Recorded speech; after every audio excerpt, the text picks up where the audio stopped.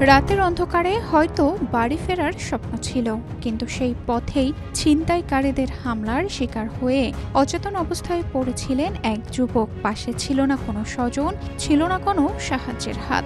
শেষ পর্যন্ত তার পাশে এসে দাঁড়ায় ফায়ার সার্ভিস। সোমবার ভোর 4টার দিকে মুন্সিগঞ্জের শ্রীনগরে ঢাকা মাওয়া এক্সপ্রেসওয়ের ছনবাড়ি এলাকায় খবর পেয়ে ঘটনাস্থলে ছুটে যায় ফায়ার সার্ভিসের উদ্ধারকারী দল। অচেতন অবস্থায় পড়ে থাকা মোহাম্মদ ইয়াসিনকে উদ্ধার করে দ্রুত শ্রীনগর উপজেলা স্বাস্থ্য কমপ্লেক্সে ভর্তি করা হয়। প্রাথমিকভাবে জানা গেছে, ছিনতাইকারীরা তাকে মারধর কিংবা অজ্ঞান করে সঙ্গে থাকা নগদ অর্থ ছিনিয়ে নেয়। এরপর এক্সপ্রেসওয়ের পাশে ফেলে রেখে পালিয়ে যায়। বর্তমানে ইয়াসিন চিকিৎসাধীন রয়েছেন। এ ঘটনায় জড়িতদের শনাক্তে তদন্ত শুরু করেছে আইনশৃঙ্খলা বাহিনী।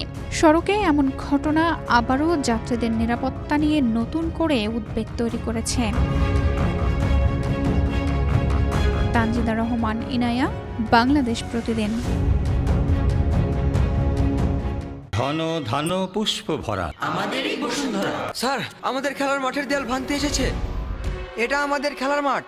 আমরা তো এখানে দোকান বানাবো। কেমন দেয়াল! দেশের 1 নম্বর সিমেন্ট বসুন্ধরা সিমেন্টই তৈরি। দেশের 1 নম্বর cement Bashundhara cement. Bashundhara cement, প্রজন্মের বন্ধন।